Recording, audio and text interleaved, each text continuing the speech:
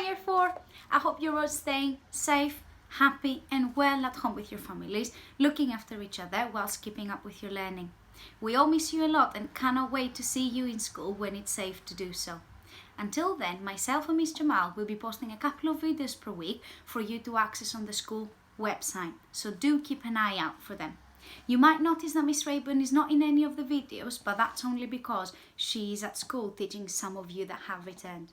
We are all very proud of the hard work you have put in, so please keep that up. There are weekly reading, eggs and athletics tasks set out for you online, and you also have your reading packs that are available on the school website. Remember to tweet or email us a picture of the work you do, and that would make us very, very happy.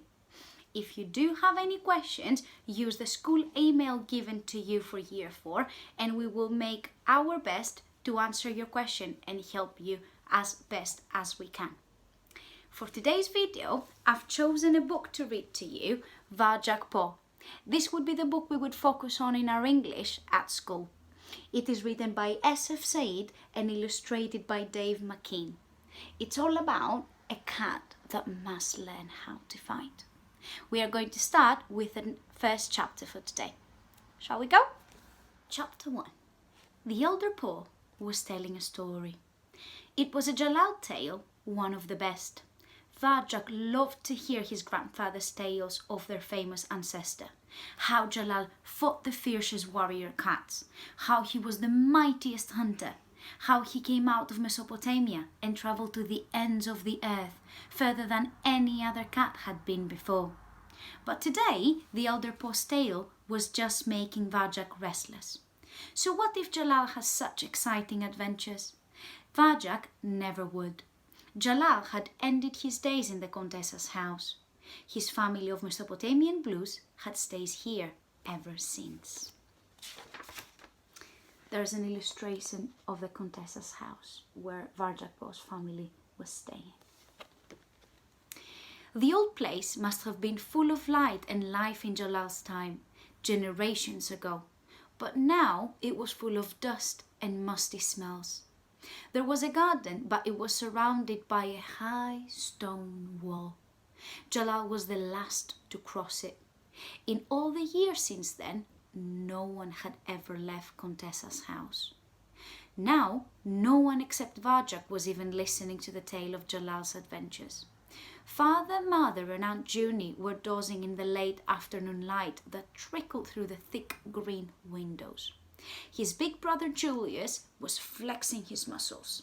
His cousin Jasmine was fiddling with her collar. His little brothers Jay, Jethro and Jerome were playing one of those kittenish games that Varjak could never see the point of and was not allowed to join in anyway. No one was looking at him. This was his chance. He'd been in the garden before, but the family didn't like it out there and never let him stay very long. Sleepy as Jalal himself, Varjak rose up and padded to the cat door. He could see the garden on the other side. He could almost feel the fresh air brushing through his whiskers. He nudged it open. "Varjak, It was father. "Where do you think you're going?" Varjak spun around. The tale was over. They'd woken up and seen him. But this time, he wouldn't give in. "Aren't we allowed in the garden now?" he said. "Sweetheart," said Mother, coming over and straightening his collar. "The garden is a nasty, dirty place. You're a pedigree cat, a purebred Mesopotamian blue. What do you want out there?" Varjak looked around at the stuffy furniture, the locked-up cupboards, the curtains he wasn't allowed to climb. He'd never been anywhere else, but this had to be the most boring place on earth. "Hunting," he said. "Aren't we supposed to hunt? The tales talk about tails," snorted his big brother Julius, green eyes glinting. It was said that their ancestor Jalal had green eyes. Everyone in the family had them, everyone but Varjak. "Tails are for kittens," scoffed Julius. Cousin Jasmine giggled. Varjak bristled. Jalal was a long time ago, said Mother, smoothing and grooming Varjak's silver blue fur until he wriggled away. Anyway, Jalal came to live in the Contessa's house for a good reason. The tales also say there are monsters outside, huge monsters called dogs, so fierce that even people fear them. She shuddered. No, we are lucky that the Contessa loves us and lets us live here. The Contessa loves some of us, interrupted Julius. Varjak knew what was coming, and he thought it might be true. When I was a kitten, boasted Julius, the Contessa was down here every day. She used to let me play on her lap. She made a fuss of me. But now she only ever comes down to feed us, and sometimes she doesn't even do that. In fact, we've hardly ever seen her at all since that funny-looking Varjak was born. Cousin Jasmine giggled again. This time, Varjak's little brother, Jay, Jethro and Jerome joined in. It's because of his eyes, added Julius. The colour of danger. A Mesopotamian blue whose eyes aren't green. It's an embarrassment. That did it. Julius was bigger than him and older, but Varjak couldn't help it. He faced up to Julius, fur rising with anger. I don't believe you, he said. You're a liar. Varjak, said Father. That's no way to talk to your brother. But Julius said, whine, whine, whine. Julius sneered. Listen to this little insect whine. Julius, you shouldn't tease him so much, said Father. The Contessa's upstairs because she's ill, nothing more. But Varjak Paul, you have to learn to behave like a proper Mesopotamian blue. We are noble cats, special cats. We don't run around calling each other liars. We don't talk about disgusting things like hunting. And we don't get our paws muddy in the garden. That's not what being a blue is about. Do you understand? Varjak's tail curled up. It was always like this. Julius could get away with anything. But everything Varjak did was wrong. Your father's talking to you, said Aunt Junie sternly. Do you understand? He stared down at the cold stone floor, silent. There was nothing he could say. Fine, said Father. Suit yourself. But until you learn to act like a blue, there will be no supper for you. He licked his chops. Come on, everyone, let's eat. They all headed down the corridor to the kitchen, leaving Varjak on his own in the hallway between the stairs and the front door. Last to go was the elder Paul, the head of the family. Don't worry, Varjak, he whispered, so no one could hear. I'll tell you another Jalal tale tonight, one about his greatest battle. He winked, and then joined the rest of them. It made things a little better. Even if the tales made Varjak restless, he loved them. They were the closest he'd ever get to adventuring this place. He looked at the old wooden stairs covered in dusty carpet. The cats weren't allowed up there now the Contessa was ill. Her door was always shut. The whole house was like that. No one came in and no one went out. Nothing new or exciting ever happened.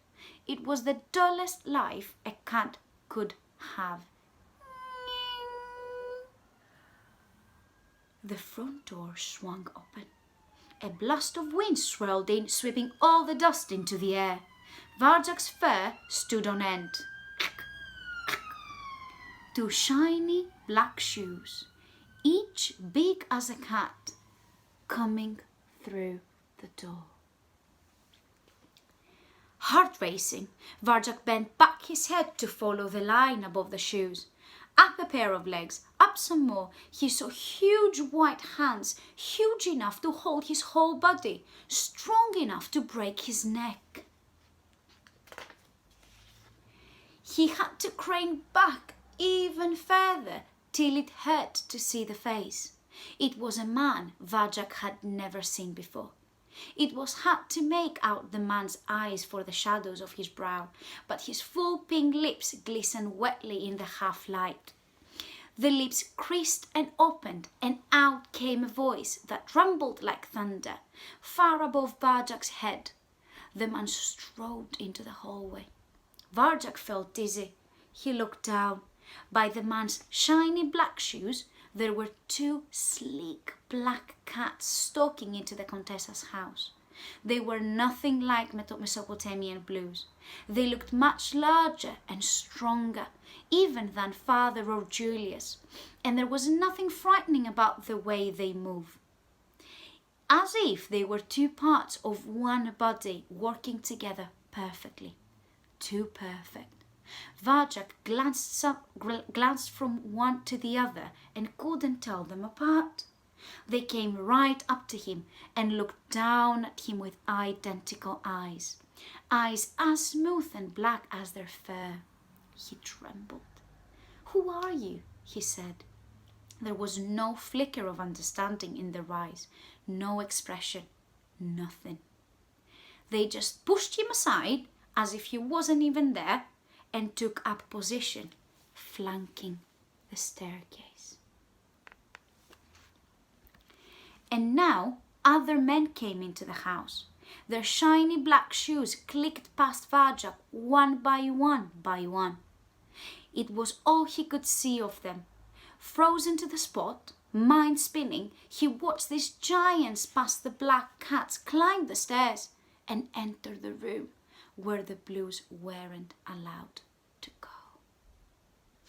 This is the end of chapter 1. I hope you enjoyed the first one. There will be more to come, so keep an eye out for that. Before we finish, I have a couple of questions that I would like you to go back into the clip and try and answer. Okay? Now, let's see. The first one is, who is Jalal and what did he do? Okay? The next one is, who lives in Contessa's house with Varjak? The next one is, how is Varjak treated by his family? And the last one would be, how does the author describe the strangers who enter Contessa's house? If you can't remember them all at once, that is fine. Go back, pause the clip and try and answer them. We would love to see some of your answers sent to us through our email or even some drawings. You can go and have a look at the cover again and see what you can do with it. Okay, it was great speaking to you for the first time and I can't wait to see some of your work. See you next week. Bye!